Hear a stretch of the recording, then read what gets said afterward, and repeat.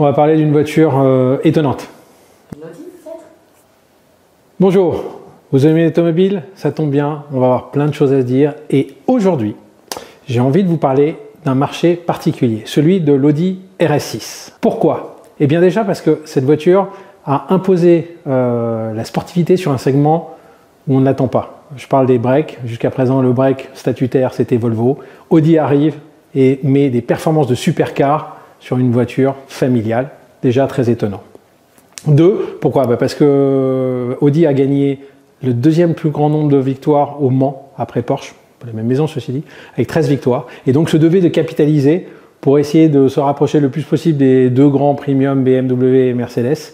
Et donc ils ont choisi ce segment pour aller quelque part où les autres n'y étaient pas, et donc ça c'était assez malin. Trois, parce que finalement, en 4 générations et en 22 ans, elle a su imposer ce modèle qu'elle seule a su vraiment imposer à ce point-là. Et enfin, et non des moindres, parce que la dernière génération qui est apparue, eh bien c'est a priori la dernière génération, la dernière itération qui est là.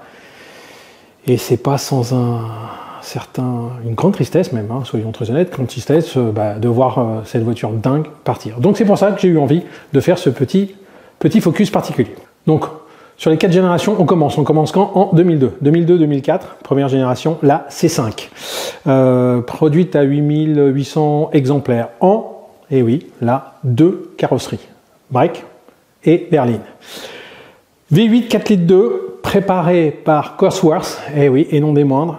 Bon, la boutique appartient à la maison. À l'époque d'ailleurs, la RS2 avait été préparée par Porsche. Donc V8 4 litres 2, biturbo. Toutes les générations, vous me direz, c'est moins casse-gueule que BM, ces 4 générations, elles ont toutes été en biturbo. Donc la V8 pour celle-ci.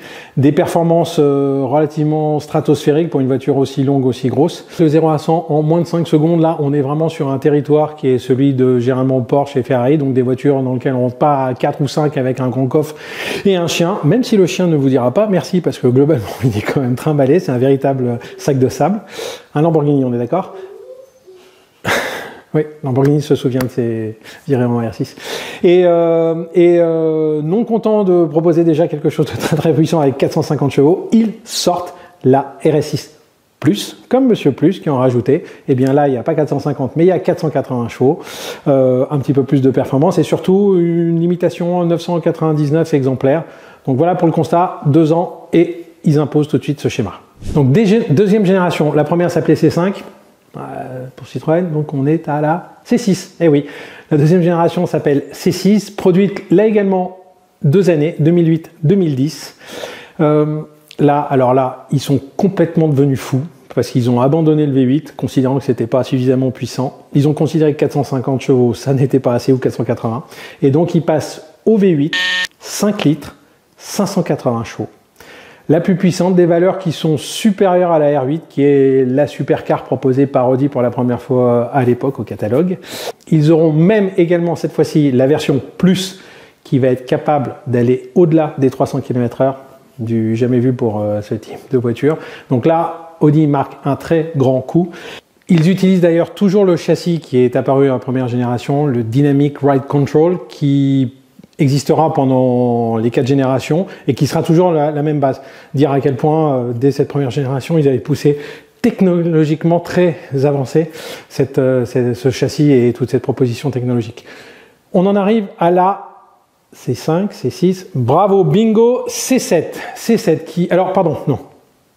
Excusez-moi. J'ai oublié de vous préciser qu'elle a été fabriquée, la C6, à 5200 exemplaires, donc on voit un petit peu moins le carton. Surtout, 1000 exemplaires uniquement en carrosserie berline, ce qui fait que elle n'existera plus et que les deux générations suivantes n'existeront là que en break, puisque c'est vraiment cette définition-là qui a le plus plu aux gens qui aiment cette voiture. Donc la C7 qui, elle, a une existence un petit peu plus longue, elle est sortie en 2013, elle se clôture en 2018, elle a une génération 2013-2015 et en 2015, il présente une génération, une petite refonte. C'est donc la première fois que ce modèle aura un lifting, un facelift, une petite amélioration vu ces années de production.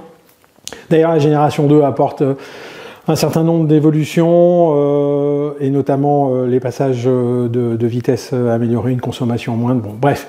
Mais c'est pas là la chose la plus intéressante sur cette génération. Parce que le V10, c'est plus dans l'air du temps, parce qu'il n'y a plus l'écurie de Formule 1 qui utilise cette technologie, donc il y a moins de raisons en termes de marketing d'utiliser ce moteur, et boum, patatrac, on passe du V10 5 litres, émanation du Lamborghini, qui était utilisé dans la Gallardo, pour revenir à un V8 4 litres biturbo, légèrement moins puissant. Donc forcément, les aficionados se sont dit, mais comment Audi nous la joue? Pourquoi ça? C'est pas normal, généralement une évolution d'un modèle, plus de puissance, plus de performance et autres. Oui, d'accord, mais beaucoup plus d'efficience et quand même des prestations toujours un peu plus étonnantes. Les performances font un petit bond. Et surtout, on commence à assister à un design un petit peu plus affirmé. Jusqu'à présent, les deux premières générations étaient un tout petit peu timides. C'était difficile même de faire une différence avec une S6, même une S6 classique. Et là, patatrac, on commence à voir des appendices un peu fleurir. On sent que la voiture, surtout à l'arrière pour la RS6 C7, il n'y a pas photo. On sent bien que c'est pas du tout une S6 ou une S6 classique. Oui, d'ailleurs, parlons de performance, parce que le 0 à 100, puisque la barrière des 300 km/h a été dépassée dans la génération C6, là, la C7 apporte un 0 à 100 inférieur à 4 secondes en 3 secondes 9 et va connaître des évolutions, si je dis pas de bêtises, c'est performance et plus. Et donc là, on passe le step des 600 chevaux. Comme ça met tout le monde d'accord par rapport au V10. Audi est toujours et s'affirme clairement comme le maître incontesté du break, même pas sportif, ultra sportif, du super break, si on peut se permettre. Et donc on finit presque, pas totalement, parce qu'elle est toujours en production. Et ils ont sorti la dernière itération, la GT, la Graal, le Saint Graal, l'apothéose absolue. La C8, donc, puisqu'on est toujours logique, sort en 2019. Et donc on garde toujours le même V8, 4 litres biturbo, mais on rajoute petite hybridation, toute petite hybridation, ce qui va effectivement permettre de chercher un petit peu plus d'efficience. Mais ce qui est vraiment le plus important sur cette génération, c'est le look. Le look. Là, Audi s'est lâché. On a l'impression que finalement, se destine à des marchés qui ont envie de s'affirmer, d'avoir des voitures jusque boutistes. Est-ce que l'influence de certains youtubeurs de renommée importante nationale, voire internationale, je pense notamment à la version de John Olson, qui a fait deux versions, une DTM et une ABT incroyable, des élargisseurs d'ailes incroyables. GMK lui-même a eu sa RS6, donc elle a été popularisée. Je pense qu'elle se doit aujourd'hui d'être très bodybuildée, très clairement clivante pour ceux qui appréciaient les générations un petit peu plus passe-partout de l'époque, mais là maintenant il y a plus de limite. Ça y va très fort, et puis elle était déjà sur son piédestal, elle le reste, à tel point que BM avec sa nouvelle M5, il se dit que le break va revenir. Bref, en tout cas, Audi s'est imposé, comme je le disais, en 4 générations en 22 ans. A priori, c'est la fin, mais à quel point ils ont été capables de pousser cette architecture à des vitesses stratosphériques, à tel point que finalement on peut se demander qu'est-ce qui reste aux gros SUV ou aux super sportifs, parce que finalement, n'est-ce pas la meilleure recette de pouvoir partir en famille avec tout le monde et se faire plaisir quand les routes le permettent. Le marché, qu'est-ce qu'on va voir maintenant? On va voir le volume d'annonces qui est disponible sur les différents marchés. On va se préciser un petit peu les prix marchés, les specs, les voitures les moins chères, les voitures les plus chères dans leur globalité, puis après pour les 4 générations. Partons sur ce volume de marché, à peu près 6000 annonces, toutes générations confondues. Il y en a 1500 en Allemagne, il y en a 750 en France et il y en a 500 en Italie.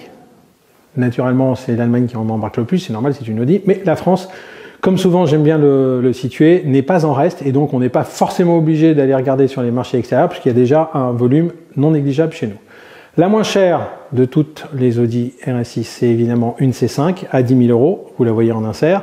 La toute dernière qui vient de sortir, la RS6 C8 GT, qui se négocie, quand on en trouve un exemplaire, entre 380 et 400 000 €. Donc le spectre, vous voyez, il va de 10 000 à 400 000.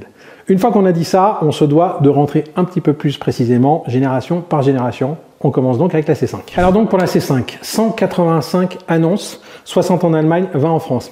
Là, on sent que ça va être un petit peu plus compliqué. Qu'est-ce qui est intéressant de noter? Finalement, on en trouve 50% de tous ces volumes chez les particuliers, 50% chez les professionnels. Voilà. C'est peut-être compliqué parfois aussi d'aller chercher ça chez les particuliers. On n'a pas toujours l'historique, on n'a pas toujours la complexité et la limpidité de tout ce qui s'est passé sur ces voitures. Je vous l'ai dit, la moins chère, vous la connaissez, elle est à 10 000. La plus chère, elle est à 60 et quelques mille euros. Vous la mettez en insert. Le kilométrage moyen constaté pour tous ces véhicules-là, tous les pays confondus, c'est 170 000 et le prix marché moyen est de 28 000. Alors la C6, 312 exemplaires en vente tous les pays, une trentaine en France, là aussi, tout petit segment. Pareil, 50% chez les particuliers, 50% chez les professionnels. Donc l'amplitude, la moins chère est à 16 000, la plus chère est à 75 000, le kilométrage moyen constaté est de 170 000 et le prix moyen constaté est de 40 000. Pourquoi je vous donne le kilométrage moyen? Parce qu'il explique grandement les amplitudes de prix. Moins elle est kilométrée, évidemment, moins elle est chère, mais alors quand elle est vraiment pas beaucoup kilométrée, elle est beaucoup plus chère. Ça est vrai pour la première génération, c'est vrai, bon, surtout pour la troisième, parce que la quatrième, 2019, il n'y a pas non plus de très fort kilométrage. On sait que les couleurs aussi ont un impact. Et alors là, quand on regarde, ça doit être une voiture quand même très différente de tout ce qu'on peut voir sur le paysage. Bah, finalement, les gens la prennent soit en noir, soit en gris. Noir et gris foncé, représentent à 80% quasiment les couleurs proposées et disponibles pour toutes les RS6. On passe à la C7. Alors la C7, cocorico, 1755 exemplaires en vente, mais où est-ce qu'on en trouve le plus, avec quasiment 400? Eh bien, c'est en France, et oui. On aime cette RS6, C7. Qu'est-ce qu'on peut dire d'autre? L'amplitude, la moins chère est à 28 000 euros, la plus chère est 183 000. Alors, vous l'avez en insert, vous allez dire, mais il est bigleux. Non, elle est en Suisse, elle a moins de 10 000 km. Il ne faut pas oublier que toutes les annonces en Suisse on doit appliquer la TVA à 20. Donc 160 plus 20%, vous voyez, on n'est pas loin des 180 et quelques. Le kilométrage moyen, forcément, il est un petit peu plus faible, mais il est quand même pas ridicule, puisqu'il était à 130 000 km et le prix moyen est à 68 000 euros. Pour la dernière, la C8, bon, forcément, elle est encore en cours de production, elle est sortie en 2019, donc voilà, il y a plus de volume, forcément. Le prix moyen est à 140 000, donc là, on passe vraiment un énorme step, c'est-à-dire que très difficile de trouver une C8 à moins de 100 000 euros, et le kilométrage moyen est de 50 000. Voilà, ça vous donne une idée. Ça permet aussi de surtout savoir vers quel modèle on est le plus attiré. Et pour ça, je vais juste vous faire un petit focus sur les tendances. Est-ce qu'elles sont à la hausse? Est-ce qu'elles sont à la baisse? C'est parti. Alors, pour les tendances, on va forcément commencer par la C5. Dingue. On se rend compte que finalement, elle est assez flat, sous les 20 000 euros pour la France. Essentiellement là, elle est globalement assez flat, elle baisse pas, elle monte pas, et à partir de 2022, boum, une grosse inflation, et là le prix passe directement autour de 25-26 000 euros. Et depuis, il se poursuit. Alors, il y a forcément une petite baisse, puisque 2022, tout est en train de baisser, mais il faut quand même comprendre que depuis 5 ans, elle a pris 42% en moyenne. Donc, un véritable attrait. La difficulté étant de trouver quand même des exemplaires fiables.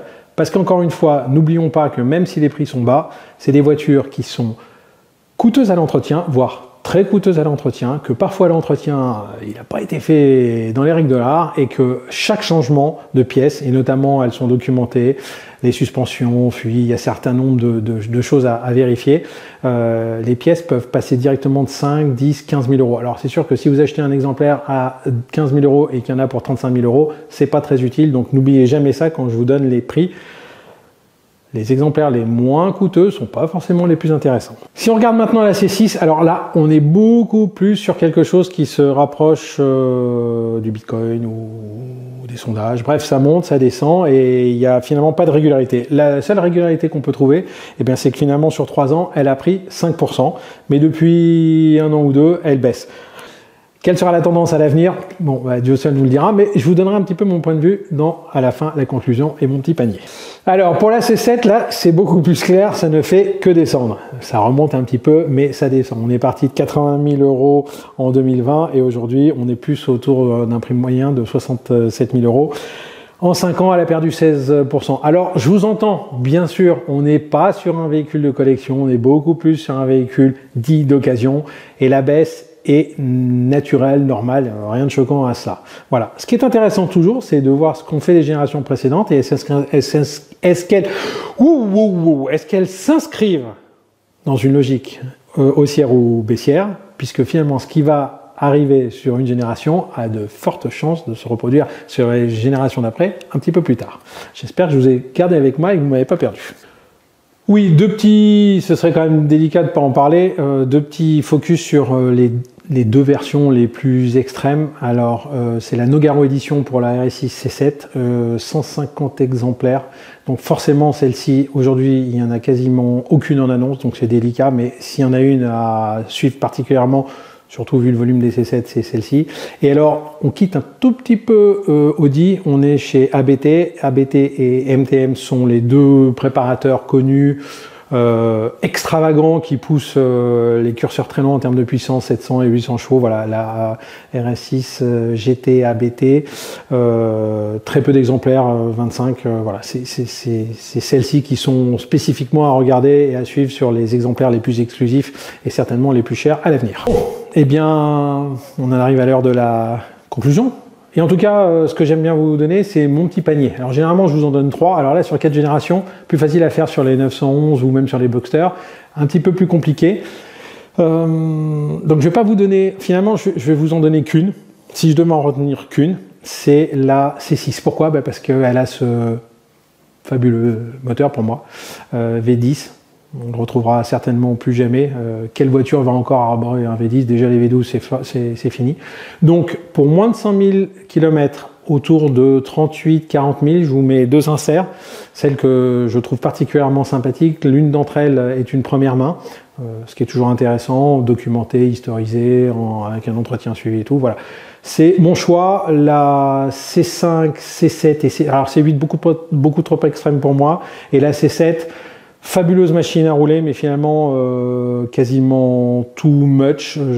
Pour le prix, je me reporte plutôt sur des voitures un petit peu plus exclusives dans leur utilisation. Bon voilà, C6 clairement ma préférée, et puis on la suivra à l'avenir, et certainement que son avenir ne restera pas forcément à 40 000 € pour les deux exemplaires typiquement que je vous ai choisi. En tout cas, on se donne rendez-vous sur une prochaine, on regardera ça. Si vous avez aimé cette vidéo, vous savez comment faire. Vous likez, vous commentez et vous abonnez à la chaîne. J'espère en tout cas qu'elle vous a plu. N'hésitez pas avec vos commentaires. Si vous êtes possesseur, si vous avez été possesseur, si vous souhaitez être possesseur de ces voitures-là, n'hésitez pas, exprimez-vous, dites-moi pourquoi. Eh ben, je suis fou de ne penser que la C6 ou de ne considérer que celle-ci. À très bientôt et bon, comme disait Georges Pernaut.